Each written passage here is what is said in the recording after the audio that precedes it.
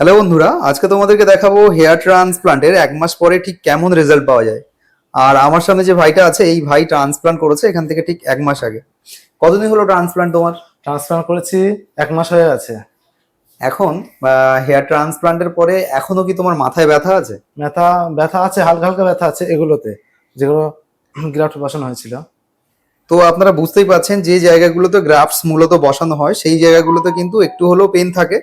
এখনো 1 মাস হয়ে গেল, ভাইয়ের মুখ থেকে আমি শুনলাম যে 1 মাস পরেও তোমার মাথায় ব্যথা আছে। আর ডোনার এরিয়ার কি কন্ডিশন? ডোনার এরিয়া এখন ভালো আছে, দেখুন। ডোনার দেখুন বন্ধুরা, ডোনার এরিয়া থেকে যেখান থেকে গ্রাফটস গুলো বের করা হয়েছে সেই জায়গাও কিন্তু চুলে ভরে গেছে।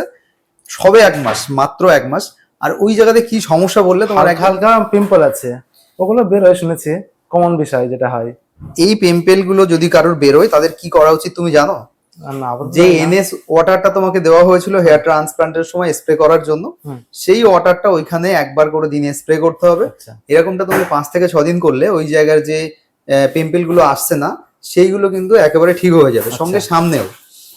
আর হেয়ার ট্রান্সপ্লান্টের আগে যখন মাথায় চুল ছিল না, তখন কি ফেস করেছো তুমি? তখন কি বলবো, সে নানা রকম বন্ধুরা কথা বলতো চুল নেই, একটা আতঙ্ক, মানে একটা ভয় লাগতো যে আমার মাথায় চুল নেই, কেমন কি হবে ভবিষ্যতে, দেখতে খারাপ লাগছে, অনেক চিন্তা আসতো মাথায়। দিয়ে তারপর আমি এটা একটা মেডিসিন খেলাম, তারপর তাতে দেখলাম কাজ হচ্ছে না।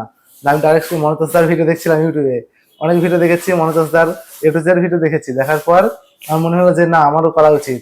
মনোতোষ যেহেতু ওরকম কন্ডিশন থেকে এত সুন্দর কন্ডিশন ফিরে এসেছে, তো আমারও করলে জিনিসটা ভালো হবে। তো আমি সিদ্ধান্ত নিলাম, দিয়ে যোগাযোগ করলাম, মন্তোজদার সাথে কথা বলেছিলাম, যে উনি নাম যোগাযোগ দিয়েছিল ওনার ক্লিনিকের, যে এখানে এসে এখানকার ডাক্তারের সাথে কথাবার্তা বললাম। বলার পর এখানকার স্টাফও খুব ভালো, ডাক্তারও ভালো। দিয়ে তারপর আমার হেয়ার ট্রান্সপ্লান্টটা কমপ্লিট করা হয়।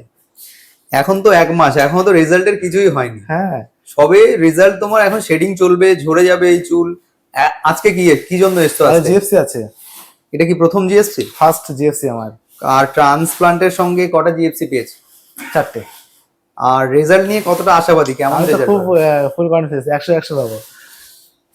আর হেয়ার ট্রান্সপ্লান্টের পরে অনেক বেশি কি মেডিসিন নিতে হয়? না না, খুব বেশি না। এখনো পর্যন্ত তুমি কটা মানে এখনো কি এখন মেডিসিন চলছে কোনো? মেডিসিন চলছে, 2টা ট্যাবলেট চলছে, আর আছে ফলি হেয়ার যেটা আছে, ওই মাল্টিভিটামিন? মাল্টিভিটামিন। মিনক্সিডিল ব্যবহার করছো? না, মিনক্সিডিল এখনো দেয়নি ডাক্তার আমাকে। তো বন্ধুরা, আমার যে বন্ধুটা আছে ওর মুখ থেকে সত্যি সত্যি আমরা জানতে পারলাম যে হেয়ার ট্রান্সপ্লান্টের পরে এক্স্যাক্ট ঠিক কি হয় কি না হয়, একদম যেটা রিয়েল কথাবার্তা সেটা আপনাদেরকে জানালাম। তাই চ্যানেলে প্রথম থাকলে অবশ্যই চ্যানেলটিকে সাবস্ক্রাইব করবেন। যে কোনো সমস্যা জানাতে আমাদেরকে হোয়াটসঅ্যাপ করতে পারেন।